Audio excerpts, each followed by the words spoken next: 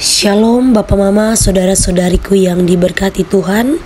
Selamat bertemu kembali di Suara Marturia, Senin 24 Juni 2024. Hari ini kita akan merenungkan bagian firman Tuhan yang terambil dari Matius 5 ayat 14 hingga ayatnya yang ke-16. Sebelum kita membaca dan merenungkan bagian firman Tuhan ini, mari kita berdoa. Allah Bapa di sorga, segala puji dan syukur kami naikkan kepadamu ya Bapa. Bapa menganugerahkan kami hidup untuk kami melakukan tugas dan tanggung jawab kami dalam kehidupan ini.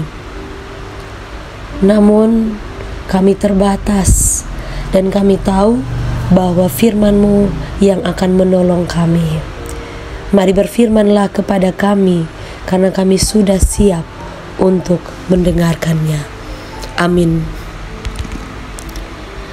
Matius 5 ayat 14 hingga ayatnya yang ke-16. Di bawah perikop, garam dunia dan terang dunia. Kamu adalah terang dunia. Kota yang terletak di atas gunung tidak mungkin tersembunyi. Lagi pula orang tidak menyalakan pelita lalu meletakkannya di bawah gantang, melainkan di atas kaki dian, sehingga menerangi semua orang di dalam rumah itu. Demikianlah hendaknya terangmu bercahaya di depan orang, supaya mereka melihat perbuatanmu yang baik dan memuliakan Bapamu yang di sorga. Demikian jauh pembacaan firman Tuhan. Yang dikatakan berbahagia adalah setiap kita yang tidak hanya membaca firman Tuhan, tapi juga mau melakukan dalam kehidupan kita setiap hari. Bapak Mama, saudara-saudariku yang diberkati Tuhan, tema yang membimbing kita dalam perenungan ini ialah terang dimulai dari dalam rumah.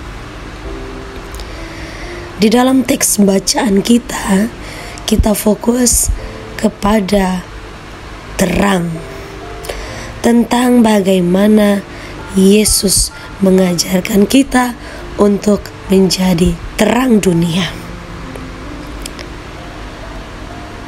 Kadangkala kehidupan kita ini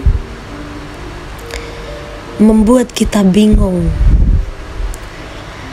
Apakah kita ini sudah menjadi anak-anak terang? Kita sudah menjadi kekasih-kekasih Tuhan yang hidup di dalam terang itu. Dan kemudian juga ketika kita hidup, orang lain bisa merasakan dampak dari apa yang sudah kita hidupi. Kamulah terang dunia.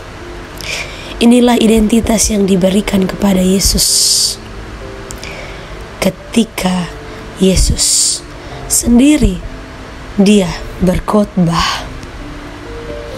Yesus bilang, kamu adalah terang dunia. Dan menjadi terang dunia itu adalah keharusan. Mengapa berbicara tentang terang? Mengapa penting mengajar untuk orang-orang bisa menjadi terang? Karena dalam realita kehidupan kita sepertinya sulit untuk konsisten ada di dalam terang. Menjadi terang itu sendiri, kita lebih suka kalau gelap itu menguasai kita. Karena segala sesuatu yang ada di dunia ini pastinya nikmat. Tapi kalau tidak mengandalkan Yesus dalam kehidupan kita, itu berarti kita ada di dalam kegelapan.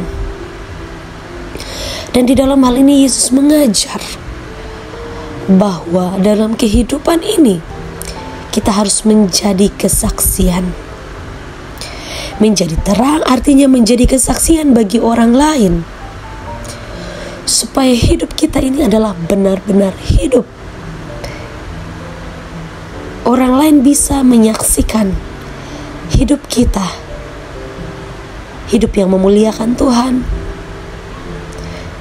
Dan semuanya itu mulai dari dalam rumah. Coba kita berefleksi, sampai dengan saat ini kita sudah menjadi terang di dalam rumah atau belum? Sampai dengan saat ini, apakah anggota keluarga kita mengalami sukacita ketika kita hadir di dalam keluarga? Kita tidak bisa menipu diri kita, bahkan kita tidak bisa menipu Tuhan. Semuanya Tuhan tahu, semuanya terbuka tentang apa yang sudah kita lakukan dalam hidup, tentang terang yang sudah kita lakukan, ataupun tentang gelap yang seringkali menguasai diri kita. Mengenai gelap dan terang, ini soal pilihan Bapak, Mama, saudara-saudariku. Kita diberikan pilihan, dan dalam hal ini Yesus percaya kepada kita bahwa kita akan melakukan yang baik. Kemudian kenapa kita harus menjadi terang, Bapak, Mama, saudara-saudariku? Karena Yesus sebagai sumber terang dalam hidup kita, Dia sudah lebih dahulu kasih contoh bagaimana menjadi terang dalam hidup ini. Yesus sudah jadi contoh yang baik. Walaupun kadang-kadang juga kita menolak Kristus dalam hidup kita. Kita marah, kita tidak percaya. Terkadang seperti itu. Dan sesungguhnya jika kita sudah mengetahui apa yang baik, kita harus tahu bahwa yang paling utama dalam hidup kita itu adalah Kristus sebagai sumber terang itu. Jadi jangan ragu-ragu menjadi terang. Jangan takut sendiri jadi terang. Itu sangat baik, supaya orang-orang di sekeliling kita itu terpancar cahaya. Itu bagian kehidupan.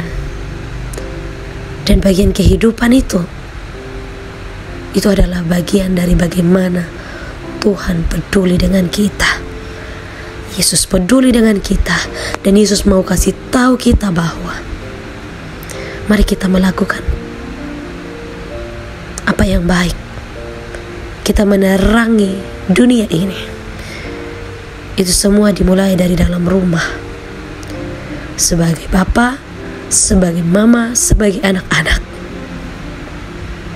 Kita belajar dari Kristus, sang terang sejati itu, untuk kita terus memuliakan Allah dalam hidup kita.